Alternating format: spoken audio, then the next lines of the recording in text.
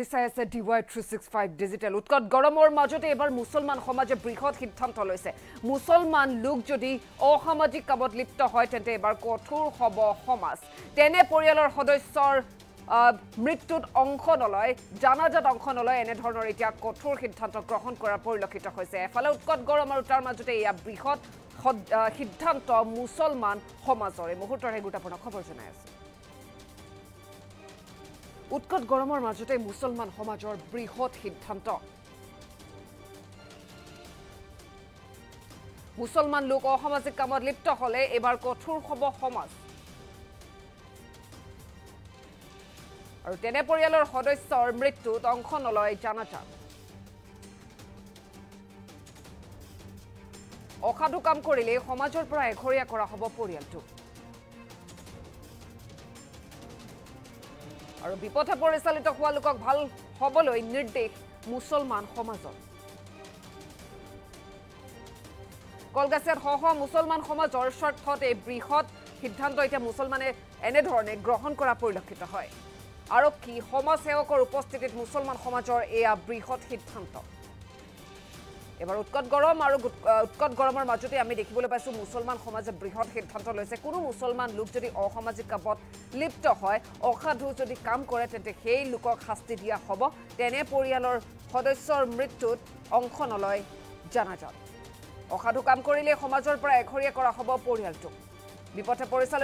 পৰিচালিত হোৱা লোকক ভাল হ'বলৈ এবাৰ নিৰ্দেশ মুছলমান সমাজৰ গতিকে মুছলমান সমাজে এতিয়া ডাঙৰ সিদ্ধান্ত লৈছে কাৰণ এবাৰ কোনো মুছলমান লোকে যদি অসৎ কাম কৰে অসাধু কাম কৰে বিপথে পৰিচালিত হয় তেন্তে তেনে লোকক শাস্তি দিয়া হ'ব আৰু শাস্তি হিচাপে অংশ নলয় জানাজাত মুছলমান সমাজে যদি মৃত্যু হয় সেই মুছলমান লোকজনৰ তেন্তে অংশ নলয় জানাজাত আৰু এনে ধৰণৰ সিদ্ধান্ত এতিয়া গ্ৰহণ কৰিছে আৰক্ষী সমাজসেৱকৰ উপস্থিতিত মুছলমান সমাজে এতিয়া ডাঙৰ সিদ্ধান্ত লৈছে কলগাছিয়াত সহ মুছলমান সমাজৰ স্বাৰ্থত এয়া আমি বৃহৎ সিদ্ধান্ত দেখিবলৈ পাইছো এফালে উৎকট গৰমে দহিছে ৰাজ্যবাসীক আৰু তাৰ মাজতে এবাৰ মুছলমান সমাজে ডাঙৰ সিদ্ধান্ত লৈছে মুছলমান লোক অসামাজিক কামত যদি লিপ্ত হয় তেন্তে এইবাৰ শাস্তি দিয়া হ'ব কঠোৰ হ'ব মুছলমান সমাজ আৰু পৰিয়ালৰ সদস্যৰ যদি মৃত্যু হয় আৰু সেই লোকজনে পৰিয়ালটোৰ যদি কোনো লোকে অসামাজিক কামত লিপ্ত হৈছে অসাধু কাম কৰিছে তেন্তে সেই লোকৰ পৰিয়ালৰ মৃত্যুত জানাজাত অংশ নলয় বুলি এটা সিদ্ধান্ত গ্ৰহণ কৰিছে মুছলমান সমাজে আৰক্ষী সমাজসেৱকৰ উপস্থিতিত মুছলমান সমাজে এই ডাঙৰ সিদ্ধান্ত লৈছে কলগাছিয়াত সহ মুছলমানে সমাজৰ স্বাৰ্থৰ প্ৰতি লক্ষ্য ৰাখি এই বৃহৎ সিদ্ধান্ত এতিয়া লোৱা পৰিলক্ষিত হয় বিপথে পৰিচালিত হোৱা লোকক ভাল হ'বলৈ নিৰ্দেশ মুছলমান সমাজৰ অসাধু কাম কৰিলে সমাজৰ পৰা এঘৰীয়া কৰা হ'ব পৰিয়ালটোক আৰু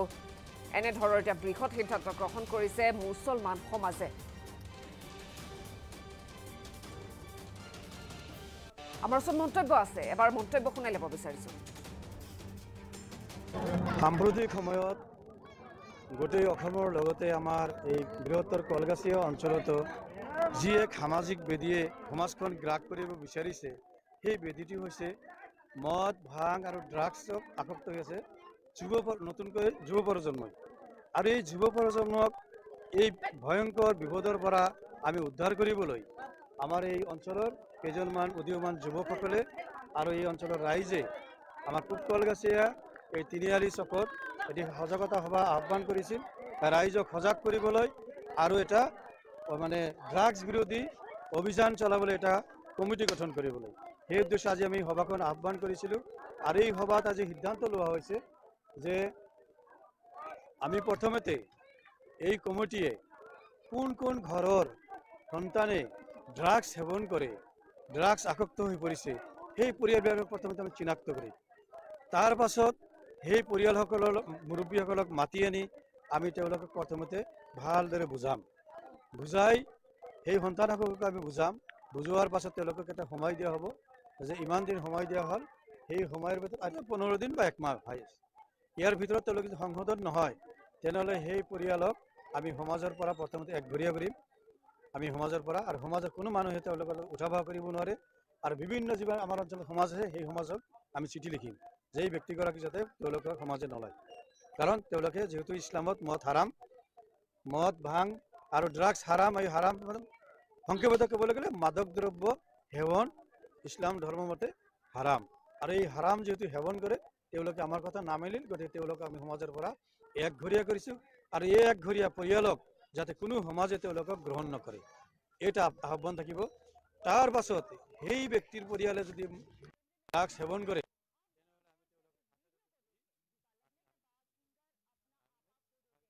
আৰক্ষীৰ সহায় লয়। আৰু তাৰোপৰি আৰু এটা চৰম সিদ্ধান্ত লোৱা হৈছে যে সেই পৰিয়ালৰ মানুহ ড্ৰাগছ আসক্ত পৰিয়ালৰ মানুহ যদি মৃত্যুবৰণ কৰে সেইসকলক আমাৰ কলগাছি আঞ্চলিক কবৰস্থানত আমি সমাধিস্থল কৰিবলৈ বা কবৰ দিবলৈ আমি নিদিম।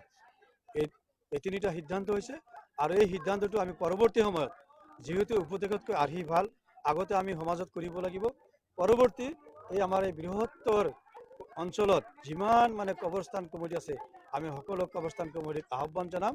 তেওঁলোকক অনুৰোধ কৰিম যে ড্ৰাগছ আসক্তি কোনো ব্যক্তিক যাতে তেওঁলোকৰ কবৰস্থানতো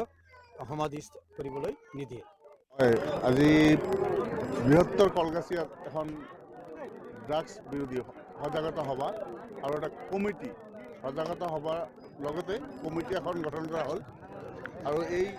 কমিটিৰ জৰিয়তে যিসকলে ড্ৰাগছ মদ ভাং এইবিলাকত জড়িত আছে তেখেতসকলক আমি প্ৰথমতে বুজনি দিম আৰু বুজনি নামানিলে বা বন্ধ নকৰিলে পৰৱৰ্তী সময়ত আমি আইনৰ আশ্ৰয় ল'ম আৰু কোনেও যাতে এই কলগাছিত এজন ব্যক্তিও যাতে ড্ৰাগছৰ লগত বা মদ ভাঙৰ লগত জড়িত থাকিব নোৱাৰে তাৰ বাবে চেষ্টা চলোৱা হ'ব। তাৰ লগে লগে যিসকল বাল্য বিবাহ এই বাল্য বিবাহ কোনো পৰ্যায়ে আমাৰ সমাজত যাতে হ'ব নোৱাৰে তাৰ কাৰণে চোকা দৃষ্টি ৰখা হ'ব আৰু বাল্য বিবাহ কোনোবাই অনুষ্ঠিত কৰিব ধৰিলে তেখেতসকলৰ বিৰুদ্ধে আইনী ব্যৱস্থা গ্ৰহণ কৰাৰ কাৰণে এই কমিটিয়ে ব্যৱস্থা গ্ৰহণ কৰিব।